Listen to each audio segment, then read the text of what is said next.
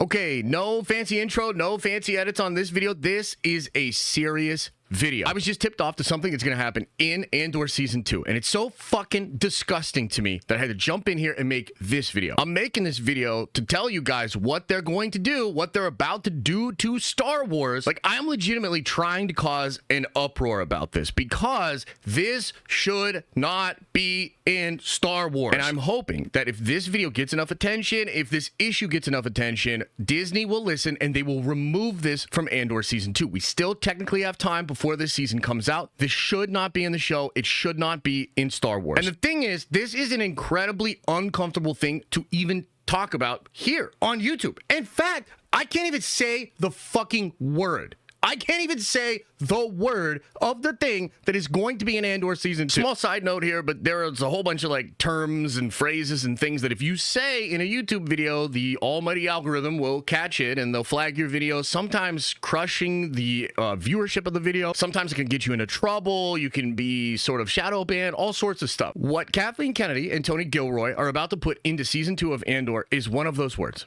Okay, it rhymes with late and grape and date.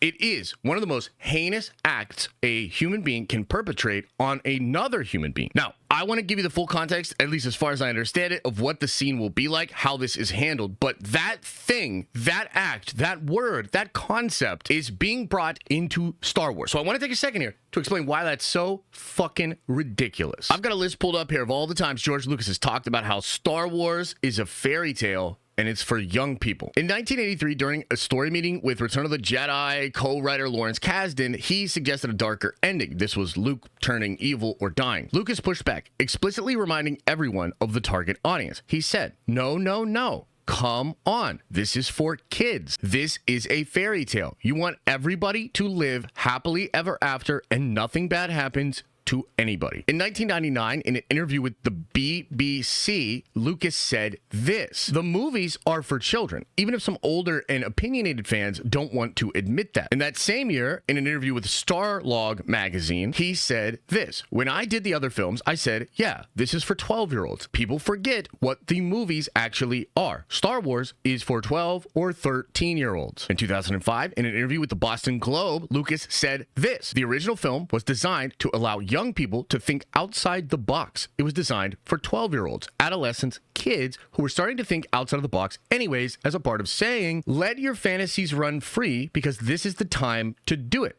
That was one of the original purposes of Star Wars. And in 2017, at Star Wars Celebration, I watched George Lucas say the same thing with my own eyes. And in fact, you can find that clipped out on YouTube. He came out and said, they don't like it when I say this, but it is for 12-year-olds. Now, you might not agree with that. And in fact, as George noted in one of those interviews, there are a lot of opinionated fans that don't agree with that. And that's absolutely fine. But I do agree with it. I think Star Wars is modern mythology. I think it's for families. I think it's for young people. I think that's what it is. I'm really upset about this. I'm very emotional about this. And if you're somebody out there that has somebody close to you in your life that has gone through these kind of experiences, maybe you're getting really hot about this too. It's a super triggering, very personal fucking thing for people. But even beyond that, I just don't understand doing this for the brand of Star Wars. And I was having a conversation with some people about this, and somebody had said that if there was a show to do it,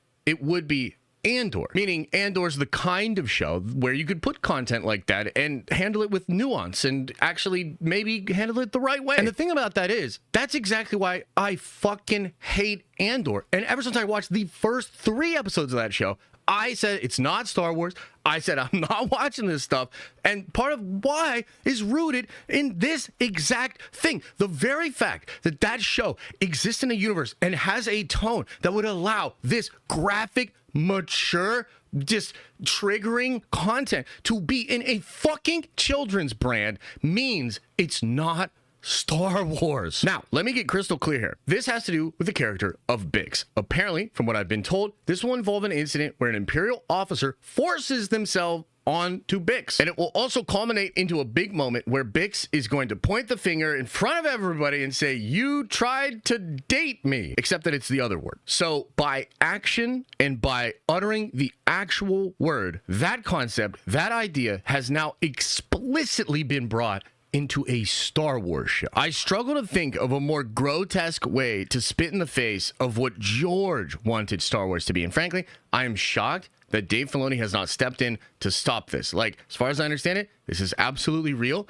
and it's disgusting. So Kathleen, I brought grape to Star Wars Kennedy, is literally trying to do this to the fairy tale franchise that she was handed in 2012 or whatever. Like, what the fuck, dude? I don't even think express sexuality should be in Star Wars. And George used to say that the closest you'd get to those scenes is kissing. In fact, I've heard Dave Filoni say himself, out of his own mouth parts, that a hug is like a kiss in Star Wars, and a kiss is like a sex scene in Star Wars. I honestly had to take some time to calm down before I recorded this video, because I'm sure that not everybody feels about this the same exact way that I do. Because yes, these are serious topics. These are real topics. It is okay to explore these ideas, these concepts, these conversations within media. And media actually allows some really interesting ways to dissect different angles and aspects of these very complicated and horrible to talk about issues. We can understand people's pain better. We can put ourselves into the mind of victims. We can appreciate why certain things in society have to be a certain way to curtail some of these horrible realities that people have to deal with. But Star Wars is a fairy tale.